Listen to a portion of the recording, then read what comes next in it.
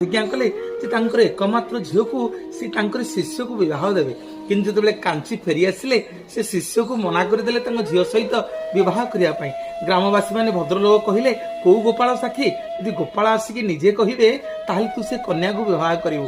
चलीगला वृंदावन गोपाल को विनती कला। गोपाल कहले जा मु तो सांगे जाकि साक्षी देवी।